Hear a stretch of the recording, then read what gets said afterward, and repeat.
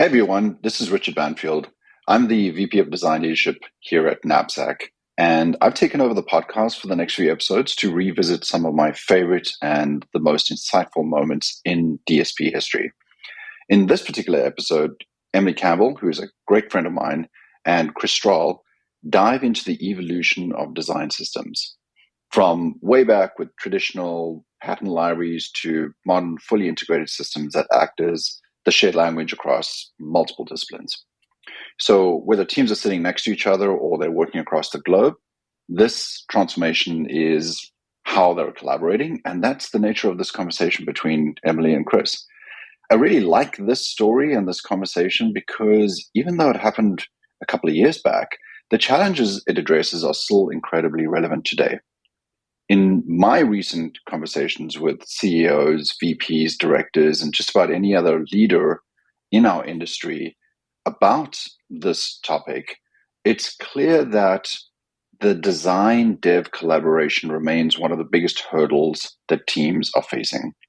It's something we need to continue to talk about and figure out as an industry. In this particular episode, you'll hear Emily and Chris chatting about how designers are moving beyond pixel-perfect markups to programming patterns of behavior, and why, when those collaborative prototyping opportunities are created by these teams, they create a better product. Because ultimately, the future of design isn't about people learning to code or designers in the code. It's about understanding how the process of digital production works and how everybody can contribute to that process in a way that makes it feel cross-functional and collaborative. At Knapsack, we're tackling this challenge head-on with our own software design to foster that collaboration, especially across the disciplines, and also try and democratize that digital production process by sharing what it is that you're creating with the people on your team and even some of the folks that are maybe adjacent to your teams. Our goal isn't just to connect designers and developers, it's to open up the entire workflow, empowering product teams, marketers, UX professionals, accessibility experts, and just about anybody else that's contributing to the product creation process. When we think about Knapsack, we think about teams that can prototype using really well-validated, real-coded components without relying solely on just engineers, right? So think about how the process of creating assets happens. We want it to be available to just about everybody, not just to the folks who are actually writing the code. So if you've ever wondered how to break down those silos, improve the designer-developer collaboration, or really just to scale your design systems, this episode is particularly for you. Let's dive right in. Welcome to the Design Systems Podcast. We're all about the places where design and development overlap. We talk with the industry experts about trends in design, development, and take a look at new ways to build digital experiences, typically over a beer or two. Hey, this is Chris Strahl with Basalt, and this is the Design Systems Podcast. I'm talking with Emily Campbell, the Senior Design Specialist at Envision. Welcome, Emily. How are you doing? Hi, I'm good. Thanks for having me. Yeah, we're really excited to chat with you. So let's see, we've been talking together about design systems now for what, like going on 2 years? A little shy of that, but for a long time. Yeah. So when were you first introduced to the concept of a design system? What was that all about? You know, it's funny. We call the things that we're calling design systems today this fancy term. But I've been working in that space for, well, about 8 to 10 years now, even back in like the bootstrap days. And even then, some of the pieces of what became design systems were there, like patterns, components, finding common language. But it's really just been in the last few years that we start to understand this is something bigger than just a collection of stuff. So what do you mean by bigger? Like, you have all these different disparate pieces that kind of come together. And when you put all these things together, like, what does that make? Like, what to you represents a design system? I mean, the reality is that a design system can take many forms. The most successful design systems out there are more than just digital, more than just components. They're actually a language that people who don't work in the same building, the same discipline, the same team can use to communicate and work effectively together. But for a lot of teams, a design system starts out as just a pattern library. And I don't think that we should diminish that definition because it can, make people feel like they're not on the path to something successful.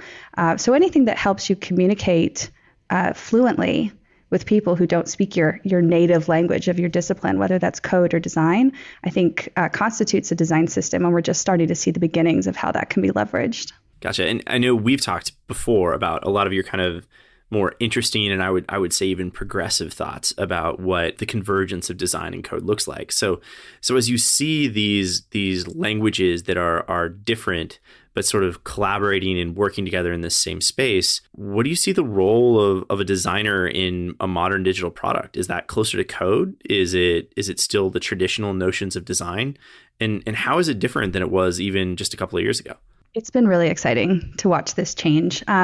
So design is starting to go through a bit of a divergence in its practice. On the one hand, you have designers who continue to do what we have traditionally thought of as software design, which is understanding the patterns of human behavior when interacting with software and building interaction patterns and visual patterns in order to help them achieve some intended outcome, right? Those job stories we talk about. But we're also seeing design start to take on additional roles, this role of service designer, this role of translator, design ops. So I think how we define design has to change. As far as like what the relationship of design and development is looking like, designers are starting to recognize, especially in more mature organizations, that we can't be responsible for creating every individual screen, every individual touch point or moment. And instead, we have to start to think about what we are doing as programming, in effect, right? We are building consistent patterns that hopefully create consistent outcomes of human behavior, even if what's happening in the middle is very highly personalized to the journey someone takes through that interface or the content that's on their screen. So, it's almost like we are programming algorithms of human behavior, but through design as opposed to through written code.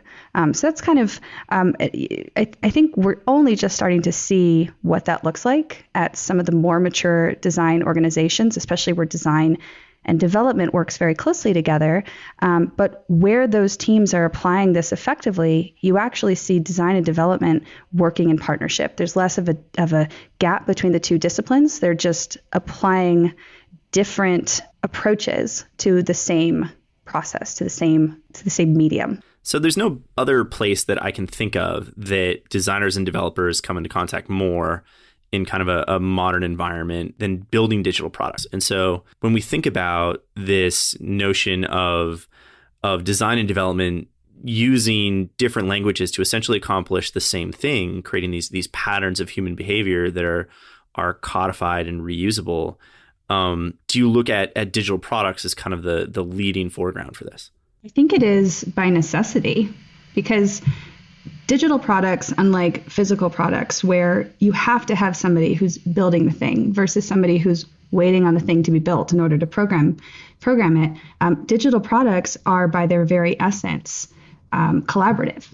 You cannot see what it looks like until you build it. You can't understand the implications of that build until you have it out in the wild and people are using it. So the iterative approach to software development is necessary in order to actually make the thing, which is something that is so special about it. Coming back to this thought of designers and developers working in the same medium, I think it's why you are seeing that change in that relationship, designers and developers, is because to build the complexity of modern software, you have to have these people from different disciplines looking at this from different lenses, working together, or else the whole thing falls apart, or you see the effects of that siloed approach in the actual product itself.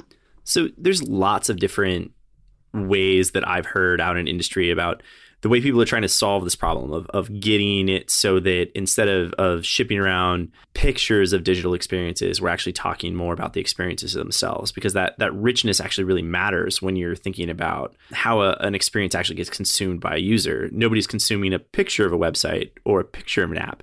Everybody's consuming that app experience or that website experience, which is typically a lot richer than that comp environment allows for. And so what would you say to the people that say that all designers should now learn how to code, and that's an innate necessity for being a designer for modern digital products? The question. Should designers code? That's the question. No, designers shouldn't code, but could designers benefit from understanding code? Sure. I definitely think that designers who understand the language of the people they're working with can benefit, just as anybody who's multilingual can benefit from having the perspectives of different language, right? And if you think about somebody who speaks English and German and Spanish, even though you can convey similar things in each of those languages, the actual construct of the language is different. So understanding how people communicate in a different language actually helps you communicate more effectively with them. But ultimately, whether a designer can program in Ruby or write JavaScript is not as important as understanding the construct of the language itself. So designers should certainly understand the logic of code. They should certainly understand the mechanisms by which what we are building gets brought to our users through the browser or through our devices. But I don't think someone needs to actually code in order to get there. And I think sometimes we lose the nuance of that through this big fun conversation that blows up design Twitter every 2 weeks. And we lose the fact that this is actually an opportunity for us to use that to work better together. It's not just about the action of coding. It's about understanding each other, understanding each other's intents, and then finding those commonalities in how we approach our work. I love that is like a big part of the zeitgeist of design Twitter. Even that design Twitter is a thing kind of warms my heart in some funny way. You know, when you think about that idea of understanding somebody else's language being important to being able to communicate, I think you're really driving at the core of what a shared language means inside of a design system. It's not about necessarily having exactly the same language. It's about having a shared understanding of what that language means. So a designer doesn't necessarily have to understand how to define, say, like props for a component or something like that. They don't need to understand how a JSON file is necessarily constructed on the developer side, much like a developer doesn't need to necessarily understand exactly how you go about applying different styling to a particular component in say Sketch or something like that. It's a lot more about just making sure that those things are considered when you're actually building these experiences. So a designer is much more effective at their job if they're able to understand that, like, hey, this is a headline. This headline has, 3 different variations. This is the particular variation that I'm using in this particular case. And that also gets into things like semantic naming and understanding that perhaps it's not the best idea to call our primary color primary blue. It maybe is just a better idea to call it primary because it may not always be blue. Is that kind of what you're driving at? Exactly. And, you made a comment earlier about whether we should be painting or drawing interfaces versus whatever comes after that.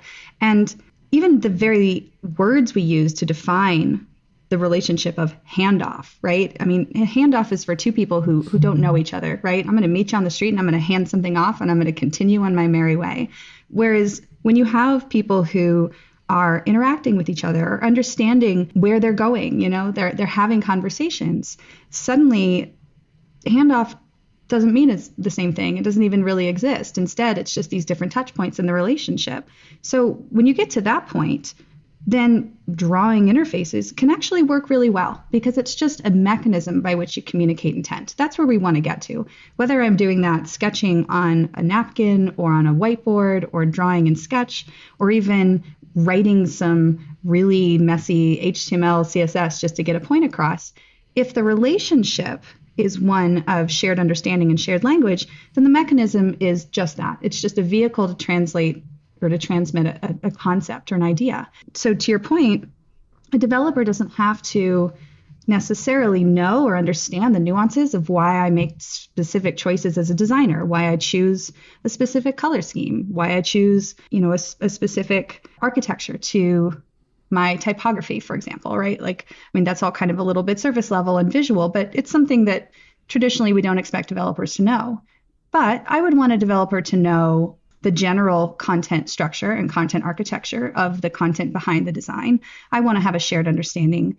So when you're thinking about these things, you're not just talking about the visual side of things. You're actually talking about the way that we actually construct these experiences at a deeper level that has lots of implications for developers and users, things like accessibility or other things like that. Can you explain a little bit more about what you mean by that? Yeah, when we talk about design systems, we put a lot of emphasis on the visual layer. So creating visual consistency is something I hear from a lot of design teams when they're talking about why they're building a design system. But for many of us, especially people in developing countries, people who might have differences in visual abilities or visual traits, their experience with the web is very different. And with all of the focus on what style a button should be, if I were to turn off the CSS layer on my browser, would I see the intent actually reflected through that? The design system can help us with that. A shared language and shared understanding can help with that, because as a designer, I'm relying on my partners in development to communicate that through code, the intent that I'm designing for our common end user. Gotcha. And so when you think about the process that you go through to communicate that intent, one of the big hot things right now is design ops, right? And so you talk about this idea of how do I go from something that is an ideation through or visionary all the way through to an actual experience that ends up being consumed. And you want to have these touch points along the way that are these really meaningful ways of synchronizing the intent behind design and development. And it typically involves things that are a lot more, quote, development style. So things like version control, release management, metrics, all this other stuff that is often attached to these things that designers have traditionally been a little allergic to. And that, if you all of a sudden are imposing a lot of process onto a design workflow, people kind of feel like that's somehow limiting, but you view it as empowering, because ultimately, the designer is going to construct a better experience because they're closer in understanding to a developer. Is that what I'm hearing? Absolutely. And it works both ways. When designers talk about wanting to have more influence, a lot of it includes getting other people involved in the process earlier, sharing our learnings, sharing our process, and making the path to design something that we do together. So as a designer, I'm also raising my influence and my visibility to my partners in product and engineering by forcing myself to lend my practice and my process to one that is more inclusive and is more closely tied to what the developers are doing. Gotcha. So you would be a proponent of getting things into code faster because it's more of a medium that they're destined for? Or do you look at things as like a collaboration on the comps where you're trying to get a really, really great comp that has a lot of things like animation or whatever included in the comp? Or is it both? Like, where do you think about that spectrum on the idea of like, we want to create really, really great comps before we go build these experiences in code land, or do we want to get into code faster? To be honest, I think I'd actually offer an even more disruptive way of looking at this.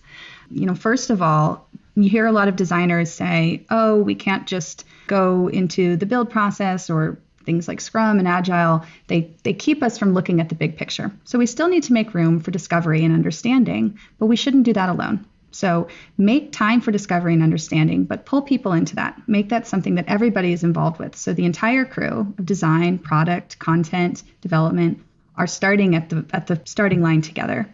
Then as we go deeper into the design process, the sooner we can get to something that is as close to real as possible, given our fidelity of the understanding we have of the problem, the better. So we should get into prototyping as quickly as possible, moving away from just conversations and writing specs. We should actually get something that's somewhat real that people can react to. What is that prototype? How does that take shape? Like, where do you see that? Where do you see that living? Do you see that as something that is like an experience in a tool like Storybook or something like that? Do you see it as a static site? Do you see it as like a separate like playground in the CMS? Where does that exist to you? I think it totally depends. I mean, I'm very much in the camp of designers that would love, I go into the browser sometimes, I mess around in the dev tools, I'll take a screenshot of what I created and I'll send it back out and say, hey, this is what I think we can do. That's a prototype, right? I learned how to write HTML, CSS, JavaScript so I could mock up something in real code. That's a prototype. I work with developers who can do that too. But honestly, sometimes drawing something in Sketch, using some of the prototyping tools that are available out there is also as effective. The thing that is important is we should ask ourselves, what are we trying to accomplish with this information? A prototype is there just to answer questions or to get information. And if we need to get something really quick and dirty, and I can do that in 10 minutes by whipping something up in Sketch and pushing it into InVision, I'm going to do that. If it's something that is going to require a little bit more fidelity, we should pause and we should actually go deeper. But we should be making those decisions together and intentionally, as opposed to just adopting one way, one ring to rule them all, right? Yeah, no, I mean, I think that it kind of goes both ways too, right? I think that in this new world where there's a lot more collaboration, it reminds me of the transition that we had, back in the early 2000s, where we had all of this upfront project planning that would happen whenever you were undertaking a new project, right? And you'd end up with like Gantt charts and PERT charts and resource plans and all this other stuff like that. Typically these like giant Microsoft project documents that you would do all up front. And there was this idea that like you dump that in front of a project team and you follow the plan and you continue to execute the plan. And at the end of it, you end up with this finished product that admittedly very rarely matched the original vision of it.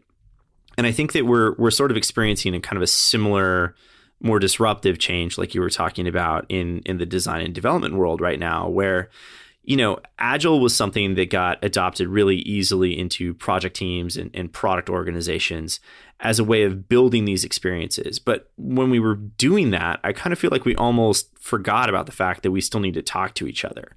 And so you have lots of different design teams that are running some sort of lean UX or agile design process. And you have some sort of development team that is also running an agile or lean process. And those teams don't have the right touch points between them. And I think that what you're maybe driving at is this new way of thinking about maybe these should all be one cycle and they should all be working together towards building the same digital product on a cadence that is at least synchronized, if not the same. As always, this podcast is brought to you by Basalt, a full-service digital agency. Basalt is committed to building a better web and specializes in creating design systems. Learn more at basalt.io. So there's a guy named Melvin Conway, and he has a law, Conway's law, that I love to quote when I'm talking about design systems and about design. And to paraphrase, it's that the communication structures of an organization will reflect in the products that they create or the systems that they create.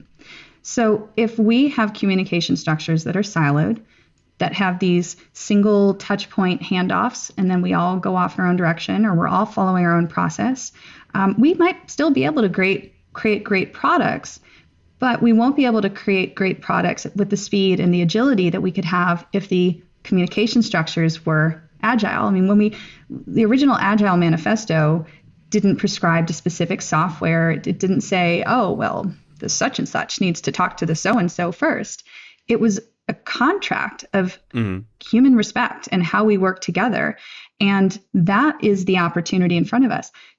When I think about what effective high impact teams are doing, I don't think any of it has to do with some specific technology or software or process, because all of that stuff is going to be gone and replaced with something else in 3 years. Exactly. But the basic respect and understanding, getting rid of the power-oriented hierarchies and instead thinking about accountability and co-ownership, that's what allows us to actually thrive in this hyper fast, complex, interconnected world. And for those of us who are building the tools and the software that helps people interact in that hyper complex world, it's so critical that we are intentional about our communication structures first. Yeah, and I completely agree around the idea of replacing tools, right? Like it's always really hard to change human behavior, but it's also kind of like this most rewarding form of change, right? Because tools come and go. If you're a developer, your template language comes and goes. Like I oftentimes ask myself, like, what's next after React type things, But if you have this solid understanding of this philosophy of collaboration, I think that that's a lot more lasting in terms of a way that an organization can lead in both design and development. And as my thinking around design systems evolves, I do kind of think about the idea of design systems as similar to the Agile Manifesto, and this idea of it's more of a philosophical thought process around what is your approach to design and development, right? A design system is the result of a systematic approach to design and development. It is not something that you build with tools or something that you build with code. It's something that is a systematic approach to those things. So I don't know if we've talked about this before when we've talked in the past, but before I came to design, my background is in economics, and I actually studied systems thinking and systems behavior. So I have a slightly obnoxiously academic approach to this in the back of my head. But when you study systems theory from that perspective, systems aren't just some connected group of things. They have an energy to them. Systems have an emergence associated with them, the ability to create independent characteristics that are not related to the actors within them, right? So an example is, think about birds who are flying in the sky. Each bird is flapping his wings independently, and together, not necessarily intentionally, they're creating these other structures, right? So the systems of birds has this emergent effect on the shape of the flock. Yeah, that's actually really interesting you bring that up. I mean, we live in Portland, where there's like a pastime of watching the Swifts return to this one particular, I believe it's a church in town. And you literally have like, I think it's the largest population of Swifts in North America, all simultaneously enter and exit this building every day and every night.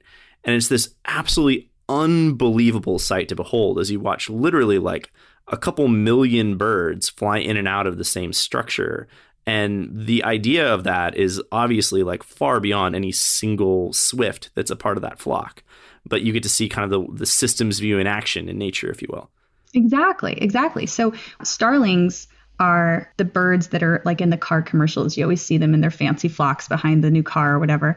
But what's interesting about starlings, they mimic their behavior based off of the 7 birds that are closest to them. So they're not observing the whole flock, but they're also not acting individually.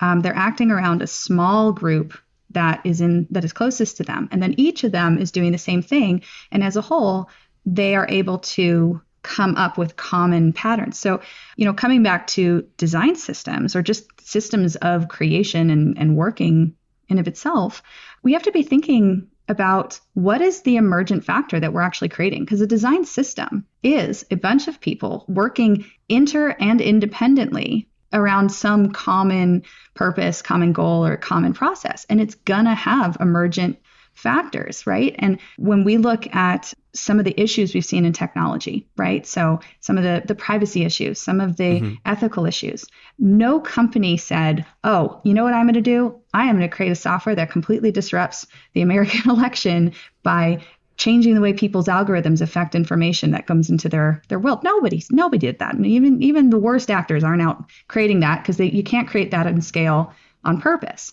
But that is an emergent quality to the fact that the move fast and break things approach, combined with incredible technological scale, and of course the reach of their user network, created this effect that nobody thought about. And that's obviously kind of a worst case scenario. But the best case scenario with design systems is by getting people used to working with each other in these smaller groups, in these smaller ways, around components, around individual products, you're actually able to change the culture of the company itself. You, through design systems, because they are collaborative by nature, because they're cross-functional by nature, they can actually start to seam together a different way of working that can then reach out beyond the design system.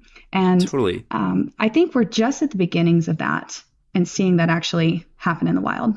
That's a really exciting thought, the idea that you could actually change the culture of behavior and even the culture of technology through creating better systematic approaches to the way that we collaborate.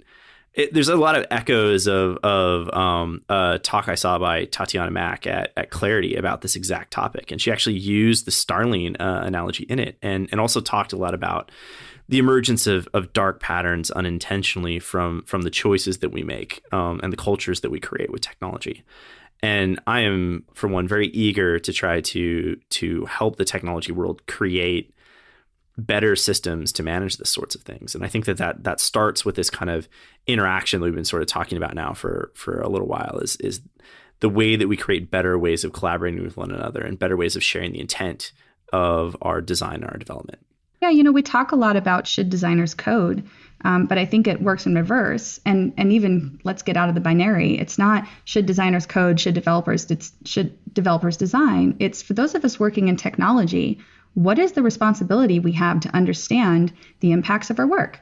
As a designer, I should understand that the way that I create something will be reflected through code. So I want to understand the paradigms and the logic that fall out of that, the downstream effects of my work.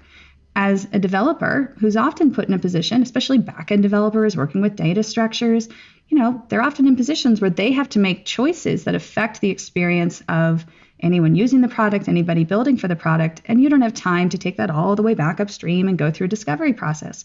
So we should hold each other accountable to understanding the human effects of our choices when we are designing the algorithms that create the interfaces that people see. So thinking about some of these technology companies again, the algorithm is actually creating the interface because the content, you have the patterns of content, and this is where design systems are so important to define that, but the actual content itself is fed through the database. We should be thinking about how do we prototype the worst case scenario of this? How do we prototype the situation where this doesn't work as intended? And can we capture that up front? And again, we are just at the beginning of this. I mean, we are a decade and change into the effects of these large technology platforms, but we're also seeing the effects speed up. And now I think is the best time to get started on changing the way we approach this. No, and you could think about the darker thoughts of how design systems could actually enable bad behavior, right? Like if you had a personalization or recommendation engine for content or for an experience that was at the design system level, that effect is felt by every product that consumes that design system. And so it is important that we be intentional and thoughtful about these things. And I believe that Evan Lovely talks about it as designing for the miserable path. And so we always think about designers and developers inherently being optimists about the way that content is constructed or that content is consumed. And so you have this optimistic outlook about, the way that something is going to be used. And it's very difficult sometimes to envision all of the different use cases that you would have that are not optimal, that are not on that happy path. And so most of the time we always think about things as a person with no visual impairments or, no accessibility need, somebody that's using, broadband internet in a first world country and also doesn't mind the fact that their data has been consumed across a variety of major social platforms and they want that personalized experience. We don't think about that protester in Hong Kong that is exposing who they are. We don't think about that person in Africa that is on, some sort of feature phone that is struggling with even getting internet access reliably. And I think that thinking about those and being intentional about those ways that we think about those experiences is really important. And to our earlier point, tightening that loop of feedback is a big part of this too, because you have this notion right now, I think that is pretty pervasive in the technology industry of, hey, I have this design that I've created, and now I'm going to hand that over a wall to a bunch of developers that are going to go build that design. And I'm not going to see that again, maybe not even until it's live on an actual website somewhere or in a mobile app somewhere. And that disconnect removes our tether to that original intent. Exactly. I like the way you put that as well. So it's interesting. You and I are both parents. And when I bought a crib for my kids, I knew that by putting that crib in my room, somebody had tested it against the worst case scenarios. They included hardware. I could attach it to the wall because at some point something tragic had happened and they didn't want that to happen to more people. And the same is for all the consumer goods that we have in our homes and in our lives. We don't apply the same rigor to the technology products that have just as much of an impact on our daily lives and can certainly harm and hurt other people if they're not used or applied with the right intent, or if the intent didn't really capture their use. So, coming back to design systems as a mechanism for this, as more and more of what we do as designers and developers and technologists in general are applying these common components in new and different ways versus building unique frames for every experience, we have an opportunity as well as an obligation for those of us working on design systems to pressure test those earlier on, to use the time and the creation to say, what are all the ways that this component or canvas or some collection of the things we're creating, how is this actually going to be used in the wild? Can we prototype that? Can we pilot that? Can we test that? And that's where design and development have to work closely together, because it has to involve research. It has to involve the actual real thing. It has to involve the ability to test multiple environments and real environments. But I think it also has the solution inherent in it to helping us make better choices, more scalable choices, and be more mindful about what we're putting into the wild. Yeah, I certainly believe in that. I think that in my more cynical moments, I want to shut myself off from the internet and move to a papaya grove in the middle of the Hawaiian Islands and just work on old boats every single day, because there's a lot of depressing shit out there about the internet these days. And especially in the way that, like you said, both being parents, I sometimes wonder if the work that we're doing is really of benefit to future generations. And I think that it is important for us to be thinking about that. And I wish more people took the time to be mindful of how the work we do is setting ourselves up for the success of not just ourselves, but of the future of this whole wonderful, amazing thing called the internet. I do want to end on a really positive note, though. Talk to me about some of the stuff you're excited about. I think that every time we chat about design and tech and everything like that, you have just these wonderful insights into what's coming. And I really like to hear like what you're excited about right now. What is it that you've been hearing about in industry and through your work that has got you really jazzed about the future of design and tech? First of all, just making what exists better really excites me. So I have a more ambitious response, but I'll start there, because we are seeing changes in the way people work together, communicate together, both in our circles, design and development, but also more broadly. We're seeing that change and improve, and the power structures flatten, and purpose being something that drives our work. That is still rather new, and I don't think it's going to stop. And that really excites me, because that has effects outside of the products, outside of the software. No, it's hopeful. I think that's what is the most exciting thing, right? In the world of fake news and manipulated content and everything else like that, it's hopeful to be thinking about intention and purpose, and to hear the conversation be really springing up about that, kind of all over, not just in design Twitter, but sort of all over the place. People being more thoughtful about how tech gets used. Again, from Clarity, Ethan Marcotte's wonderful presentation about the idea of creating a tech workers union, not necessarily based around the traditional sense of what a union does, but based upon the idea that we need to be able to control how our technology gets used. How is our creation going to be used to benefit this world? And I think that that's a really interesting thought, right? That like is an inherently creative enterprise, as technology tends to be. How do we control how our creative thoughts and our creative ideas enter the world and then ultimately affect it? I think we're in this storming phase with technology right now, where it's normalized, but it isn't quite understood at its full capacity. So people not understanding how to deal with fake news on the internet is a perfect example of that. But as we get more comfortable with technology and we realize our dominance over it, that we are not the victims here, we are the ones in charge of this. If we can adopt that intentionality as people, as a community, and as a society, that's where you start to get into the really, really exciting territory.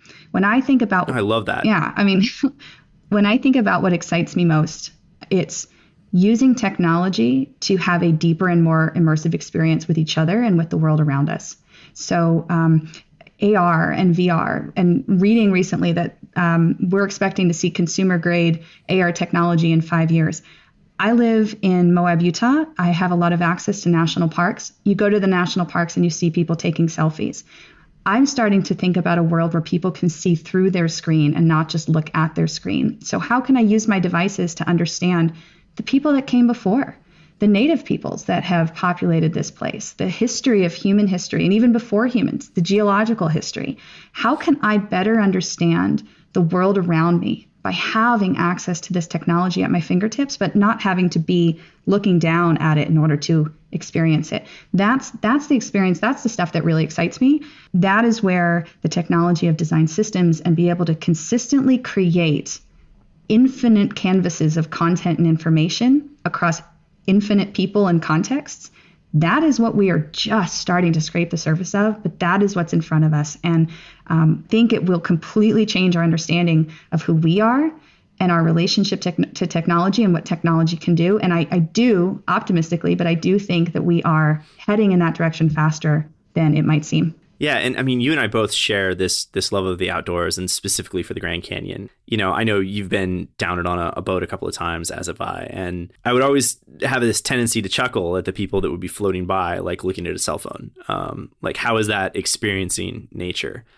And I think that as I get older and more experienced in understanding how technology evolves and its kind of place inside of the human psyche, thinking about that as an opportunity to extend people's understanding of nature is something that I hadn't really thought about until recently. And I really hope someday that somebody can walk up to the edge of the Grand Canyon, pull out a phone, and learn more about the place that they're standing instead of just wanting to take a selfie for Instagram. Not that there's anything necessarily wrong with that, but in national parks, as in a lot of things, there's always this idea of preservation and access and the balance that you create between those things. And I think there's similar conversations to be had around privacy. There's similar conversations to be had around power systems in technology.